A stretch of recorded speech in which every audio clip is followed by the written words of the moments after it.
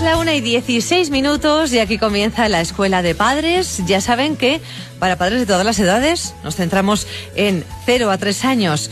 Con MECEME nos acompaña la directora coordinadora de este centro turolense, que es Ana Isabel Ripa. Buenos días. Hola, buenos días a todos. Y luego ya a partir de esa edad, para todos, centrándonos mucho también en la adolescencia, con Sicara, nos acompaña Nuria Latorre. Buenos días. Hola, buenos días. Bienvenida a la radio. Gracias. Estamos esta mañana deseosos de seguir conociendo vuestros trucos, sobre todo me imagino a los padres, tanto los que participan en las actividades como sobre todo a los que querrían ir, pero no pueden acercarse a la escuela de padres que habitualmente hacéis, tomando nota para seguir aplicando los consejos que llegan. En vuestro caso, Ana, ¿qué fue lo último que trabajasteis en la última sesión? Pues el viernes pasado estuvimos con el desarrollo afectivo emocional en la etapa de 0 a 3 años. ¿Y qué destacarías como clave para trabajar con los padres en esas edades? Pues bueno, estuvimos hablando, sobre todo nos gusta mucho que sea de coloquio, ¿no? Que no sea nosotros que estemos hablando solo. Entonces, sobre todo, pues hablar de las emociones, ¿no? De cuándo empieza ese desarrollo afectivo, ¿no? En el 0 a 3. El vínculo de apego, importante también. Estuvimos hablando de los límites. Dentro de lo que es el desarrollo afectivo emocional, pues hay muchas, de la identidad, de la autonomía, hay muchas cosas que tratar, ¿no? Y lo que yo destacaría es el desarrollo emocional es un proceso, ¿no? En el cual los niños tienen que aprender. Son sus primeras emociones las van a tener que sentir y vivir, ¿no?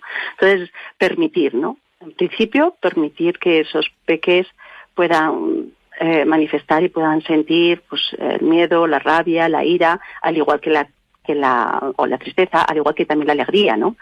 Muchas veces también rechazamos un poco las emociones negativas, ¿no? ¿Permitir en qué sentido? ¿Cómo ya no controlar? Porque entiendo que si tienes que permitir algo, tienes que dejarte llevar hasta un límite, supongo también, ¿no?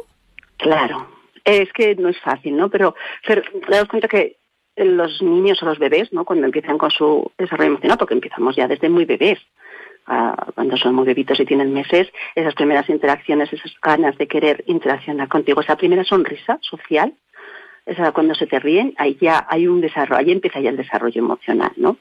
Entonces, permitir me refiero a que cuando el bebé pues muestra, o el niño ya muestra ese enfado que es descontrolable, se descontrola el peque, porque no lo puede controlar, porque no puede gestionar, no tiene ni la capacidad ni las herramientas para poder hacerlo, ¿no? Y muchas veces, pues eso, o el miedo, la tristeza, lo que decía, las negativas, es como, que no, vamos a cambiar, ¿no? Mira el pajarito, ¿no? O por decir algo, ¿no? A ver, ¿no? Entonces, lo que queríamos sobre todo es que se les diese ese tiempo y espacio a los niños para que puedan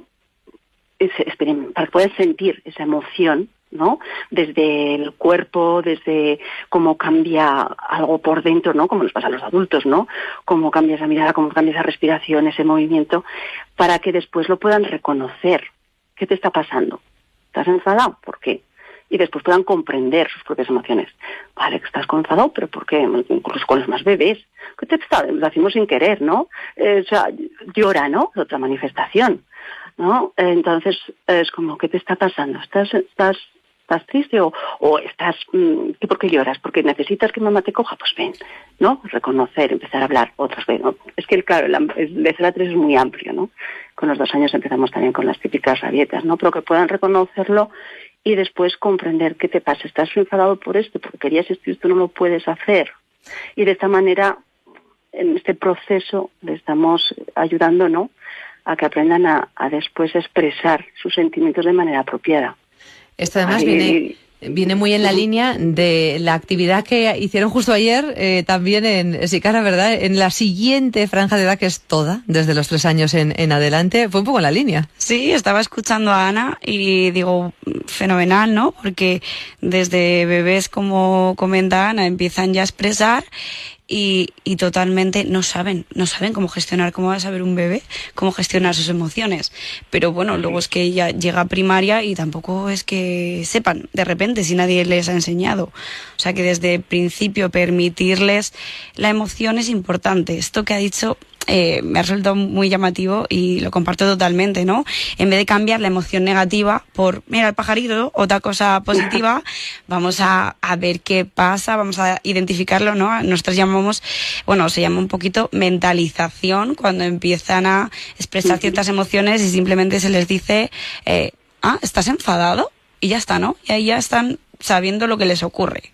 Claro, sí, el ponerle nombre a esa situación, a esa emoción, a ese sentimiento. ¿Y cómo sabemos si nuestros hijos tienen una baja tolerancia a la frustración? ¿Cómo hacemos esto, ¿no? Claro, nosotras ayer en primaria sobre todo estuvimos trabajando el tema de la tolerancia a la frustración, la baja tolerancia a la frustración, ¿no? Esto que se habla tanto últimamente y que es verdad que los papás y las mamás están muy preocupados. ¿Cuándo realmente mi hijo tiene un problema de baja tolerancia a la frustración y cuándo no? Porque cuando se frustran, la frustración es enfado y esto es una emoción normal. Es decir, si yo no consigo algo, voy a intentarlo y me voy a frustrar y voy a intentar conseguirlo dando una pataleta o como sea. Entonces esto no es malo, es una emoción más. Habrá que ver cómo enseñarle a gestionarla.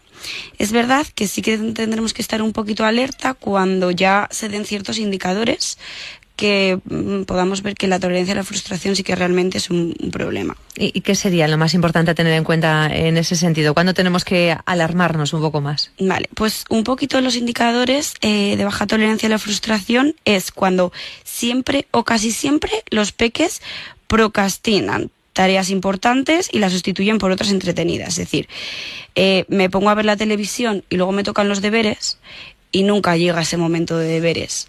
Si fuera por ellos, por supuesto que se quedaban en la tele toda la tarde, ¿no? Que es lo que decía una de las mamás ayer. Pero claro, si nunca entra a esa norma de después hay deberes, cuidado, ¿no? O por ejemplo también también se le añade esa impulsividad o falta de autocontrol. Cada vez que se frustra por algo, tiende a empujar, pegar o insultar como primera reacción, por ejemplo, la mayoría de veces. O tiene estallidos de ira siempre o casi siempre que alguien le pone límites. Es decir, si alguna vez tiene estallidos de ira, vale. Pero si siempre o casi siempre está mostrando esta impulsividad, sí, es un indicativo. Y también a esto se añade cierta ansiedad relacionada con la baja tolerancia a la frustración. Es decir, si no estamos teniendo ningún problema en casa o no hay ningún factor estresante, ¿no? Descartando todo esto, si por ejemplo llega a tener ansiedad de lo que se frustra, en los niños por ejemplo esto se ve cuando sudan mucho, cuando tiemblan, cuando tienen un estallido de ira tan tremendo que incluso les entran náuseas o incluso hay niños que vomitan del estallido de rabia que han tenido.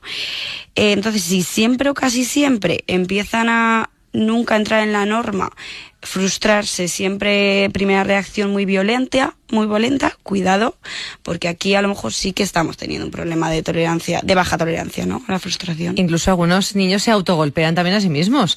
¿Cuántas veces hemos visto a niños que le dices que no, que sea y van directamente a darse con la cabeza contra la pared, por ejemplo, ¿no? Claro, sí. Eso es, bueno, pues si esto ocurre alguna vez y más o menos lo podemos gestionar, bueno, pues simplemente es un niño o una niña frustrada y esto es normal.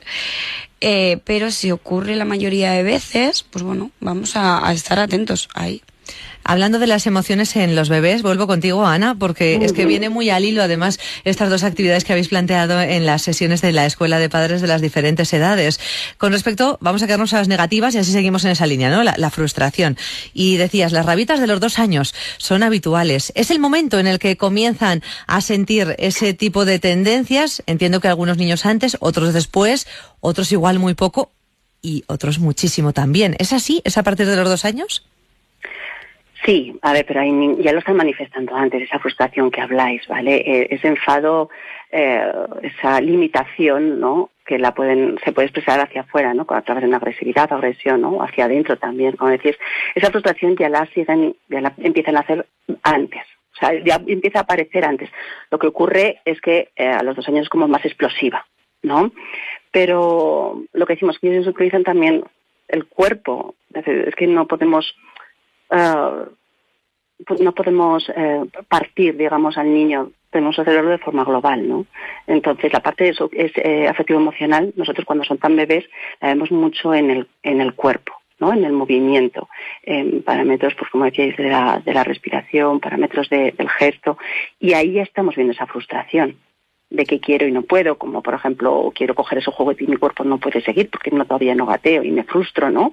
No sé compartir y me han quitado un juguete. Claro, o quiero que me cojas y estoy llorando y hay algo de hay frustración ya ahí, ¿no? Entonces, claro, hablamos, lo que nosotros también intentamos hacer es, como es buena escuela de familias, es no solo ver al bebé, sino ver a la familia de forma global. Entonces, nosotros les preguntamos mucho a los padres, ¿cómo gestionas tú? ¿Cómo te llevas tú con el enfado y la frustración? Porque desde bebés el modelaje es importantísimo, ¿no? Y los niños son esponjas, están en un periodo de absorción en los 2 primeros años de vida, ¿no? Entonces eso por un lado sí que, bueno, son como llevemos, no son recetas, ¿no? Recetas que digamos, mira, cuando hay un enfado hay que hacer esto, podemos dar unas ideas, ¿no? Unas pautas, sí. Pero unas pautas, sí, pero realmente después cada familia, ¿no? Tiene que ver, y nosotros trabajamos mucho con los padres de una forma de introspección, ¿no? De qué te pasa a ti con el enfado, qué te pasa a ti con la ira, o con una alegría que llega a una explosión también, ¿no? Me gusta mucho eso que planteas, Ana, porque me imagino que, bueno, cuando llegan ya, así que a partir de los 3 años, ¿no? La escuela de padres, sí que ya tienen una base en la educación adquirida en los primeros años de vida y posiblemente ya empiece a ser el modelaje de la personalidad de ese niño. Pero en la base, de 0 a 3 años, ese niño lo que hace es imitar lo que ve. Entonces, posiblemente la rabieta sea la misma que tienen los padres a su manera, ¿no? O el modo de afrontarlo. Sí, o cómo lo afrontamos eso. O sea, por eso después damos esas pautas para ver cómo afrontarlo, pero lo primero es cómo tú vives ese enfado, ¿no? Cómo tienes eso conecta con la rabia, ¿no? Como persona adulta, ¿no? Y claro, ahí hacemos pensar a los padres de que, bueno, pues esto lo cambio. Es que cuando nosotros cambiamos, al bebé no, al niño no lo podemos hacer cambiar por sí solo, tenemos que cambiar de alguna forma todo lo que le rodea, ¿no? Y más la parte de esa parte que hablábamos también, ¿no? Que la hemos nombrado, que es también la parte de la vinculación, ¿no? El vínculo afectivo, ¿no? Claro. Y eso es lo que, sobre todo en los primeros, desde el primer momento, incluso dentro de la tripita de la mamá, ¿no? Es lo que es, una de las cosas que siempre trabajamos mucho, es ese vínculo afectivo, el que pueda haber, el que el niño pueda estar de una forma segura, de una forma confiada, de sentirse que haya una relación emocional profunda, ¿no? Que se establece con ese niño y esas figuras de referencia principales, ¿no? Y ese tipo de calidad va a condicionar, de cómo después van a experimentar y van a responder al mundo que después van eso es lo que iba a decir, que claro, eso luego es lo que condiciona el resto de la vida. Además siempre dicen, ¿no? Es muy habitual vamos a ver cómo fuiste de niño, ¿no? Ante problemas presentes de un adulto o de... Y se gesta en la primera infancia, ¿eh? Ajá, eso es el primer organizador de la persona, como nosotros le llamamos, ¿no? En psicomotricidad, es la vinculación, es el vínculo, ¿no? Y después esa vinculación se extrapolar. ¿Qué me vas a decir, de verdad, Nuria? ¿Qué me vas a decir? Estoy totalmente compartiendo lo que dices, Ana. El apego, ¿no? Todo esto que has hablado al principio y la forma en la que gestionamos como adultos las emociones va a hacer un cambio totalmente diferente en cómo la gestionan nuestros hijos, totalmente.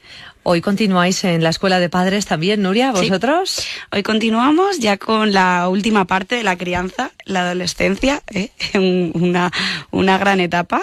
Y hoy sí que hablaremos un poco, mira, enlazando con la baja tolerancia a la frustración o el tema de las emociones, también los niños y las niñas que saben gestionarlo tienen una mayor autoestima o menor autoestima, dependiendo cómo lo gestionen. Y enlazándolo un poquito es de eso, de lo que precisamente vamos a hablar esta tarde, de la autoestima y de cómo fomentar una buena autoestima en nuestros hijos e hijas, sobre todo en esta etapa que hay mucha comparación con el otro, es una etapa como muy, pues compleja, que os voy a decir. Fundamental además para formar la personalidad que luego vas a adquirir también de mayor, entonces es muy importante esa autoestima para gestionar prácticamente cualquier decisión que tengas en la vida. Sí. Tenemos plazas, ¿no? Supongo, invitamos a los oyentes. Plazas, y además es la última sesión, ya la penúltima sesión. La última será en mayo, así que bueno, yo les invito a que vengan, que esta tarde a las 7 estaremos en el centro de San Julián allí. Y las próximas ya en mayo finaliza el cole de los padres. Eso es, el 12 y el 13 de mayo serán las últimas de primaria y de secundaria. Pues nos veremos para esos días, para recordar la recta final. En vuestro caso, Ana, ¿cuáles son las próximas? Pues este viernes día 11 a las 6:30 también.